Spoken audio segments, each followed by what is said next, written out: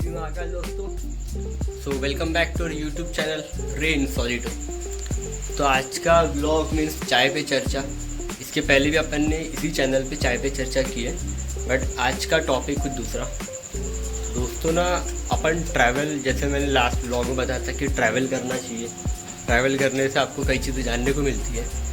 दूसरा ना, एक ट्रैवल करने का और भी तरीके होते हैं। एक आप बुक्स पढ़ो, ट्रैवल बुक्स, जिसको यात्रा वृत्तांत की किताबें बोलते हैं। एक बुक मैंने पढ़ी, काशी एक बुक है, ये मैंने पढ़ी। श्री टी नवीन कुमार जी ने ये बुक लिखी है। ये बुक को पढ़ते पढ़ते ऐसा लगा कि यार मैं सही में काशी की यात्रा पे निकला हूँ। इस बुक के थ्रू जो ऑथर है उन्होंने स्टेजेस ऑफ लाइफ बताया है कि लाइफ कैसे होती है, कभी अप कभी डाउन। जो काशी घाट है उनके बारे में, मतलब हर घाट की अलग अलग विशेषता है। तो वो तो खैर अपन अगर कभी लाइफ में मौका मिले काशी जाने का, तो उस पर एक विद रिस्पेक्ट टू ब्लॉग एक अलग अपन उसको डिस्क्राइब करेंगे। बट इस बुक में स्पेशलिटी क्या है वो मैं आपको चाय पे चर्चा करते करते, जैसे चाय उबल रही है ना, तो भी थोड़ा सा उबलने देते हैं। तो मैं बताता हूँ कि ये बुक में विशेषता का, ये बुक पढ़ने लायक क्यों है।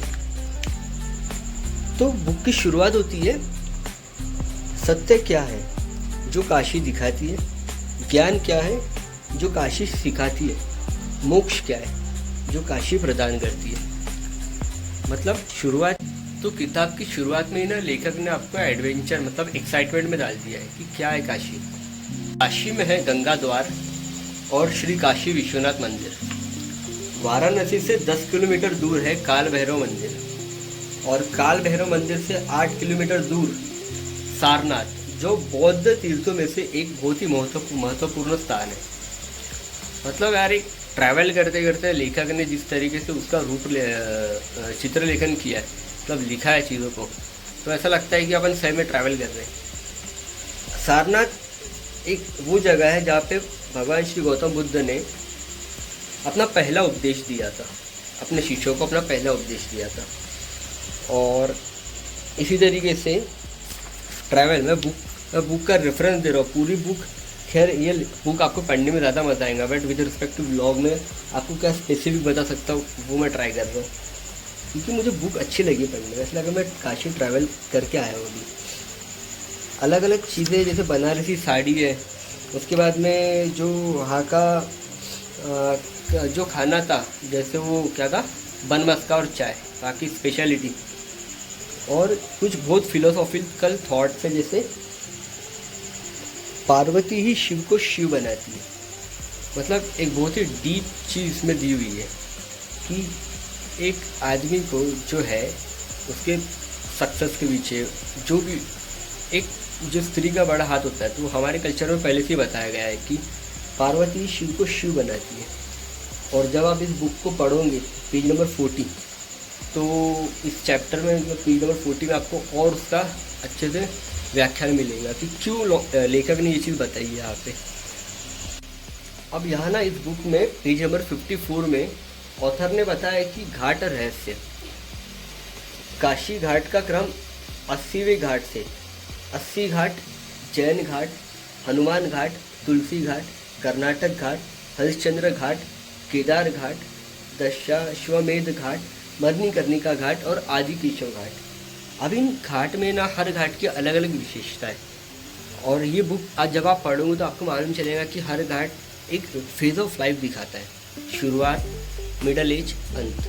तो वो आपको पढ़ने में ज़्यादा मज़ा आएगा। बट मैंने बताया कि एक जो मैं डिटेल ब्लॉग बनाऊंगा अगर लाइफ में मुझे चांस मिला काशी के ऊपर, तो इस बुक से इंस्पायर होकर बनाऊंगा कि भाई इस बुक में जो ऑथर ने बताया है, जैसे वहाँ पे ऑटो नहीं बोलते, वहाँ पे टोटो बोलते हैं, और रंगरेज की कहानी वगैरह जो भी है वो आपको पढ़ने में ज़्यादा मज़ा आएगा। बट मैं एक स्पेसिफिक मोटा जो व्यू होना चाहिए वो आपको बताता हूँ।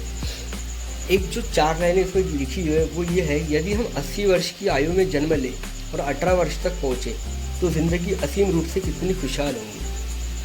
मतलब वही कि घाट जो है ना वो फेसेस ऑफ लाइफ बता रहा है आपको। अब यहाँ ना टेस्ट के बारे में बताया गया है, स्वाद स्पेशल। लेखक कहते हैं स्वाद का दर्शन नहीं होता, जो जुबान को अच्छा लगे बस वही स्वादिष्ट है। और भूखे पेट भजन न होए, भूखे पेट न होए भक्ति। तो इस चैप्टर पेज नंबर 67 आप वो चैप्टर पढ़ना और काशी की कुछ स्पेशल डिशेस के बारे में बताएगा, जैसे वहाँ की टमाटर चाट, पान बहार। अब एक पान के ऊपर एक अलग ही चैप्टर है, उसमें आपको बताया गया है कि जब आप पान बनाते हो, पान इन द सेंस कि वो आपकी लाइफ को बता रहा है, तो उसमें आप किस तरीके से क्या क्या चीज़ डालते हो वही आपको उसका टेस्ट में झलकता है। कुछ चीज़ें आप खुद डालते हो, कुछ चीज़ें फराला ऐड करता है, तो एट द एंड जब आप वो पान टेस्ट करते हो तो उसका जो स्वाद है ना वो आपके ऊपर भी डिपेंड करता है और यूनिवर्स के ऊपर भी डिपेंड करता है। तो ये भी चैप्टर बहुत अच्छा लगा।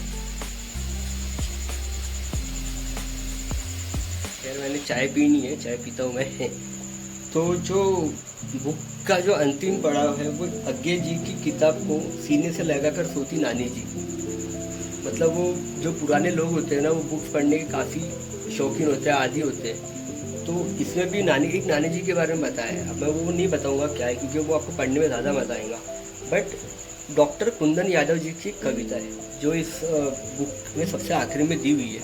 उसके बाद लेखक का जो जीवन परिचय वो दिया है। बट एक जो लास्ट कविता है वो काशी के बारे में बताया गया है। कौन जाने फिर जिंदगी में यहाँ आया ना है, काशी की बात हो रही है। क्या करेंगे यंत्र बनकर, सोच मन हैरान है। ए बनारस बिन तेरे ये जिंदगी वीरान है। उन मनोरम गालियों की तिक्त मधु बौछार छूटी, घाट पर जो रोज घटती अलहाड़ी गुंजार छूटी। जो न तुझको जान पाया वो बड़ा अनजान है। ए बनारस तेरे बिन ये जिंदगी वीरान है। जिंदगी क्या मौत में मस्तियाँ जो खोज लेता, राब जो या रंग शिव का नाम वो हर रोज लेता। शूल पर ठहरा शहर त्रिलोक से भी महान है। ए बनारस तेरे ये जिंदगी, ए बनारस तेरे बिन ये जिंदगी वीरान है। तो एक ना सफ़र काशी और इनके ऑथर का नाम पी नवीन कुमार जी। बहुत अच्छी बुक है, ज़रूर पढ़ना। और इसी तरीके से ना ट्रैवल ब्लॉग्स भी मुझे बनाने हैं और ट्रैवल युद्ध यात्रा वृत्तांत की किताबें होती है, स्टोरीज होती है, वो भी मुझे पढ़नी है। अब खैर चाय ठंडी हो रही है तो चाय पे चर्चा का ये अंतिम पड़ा और ब्लॉग आगे बनाऊंगा अलग अलग टॉपिक्स पे। तो मिलते दोस्तों अपने नेक्स्ट ब्लॉग में, तब तक जय श्री महाकाल। Thank you.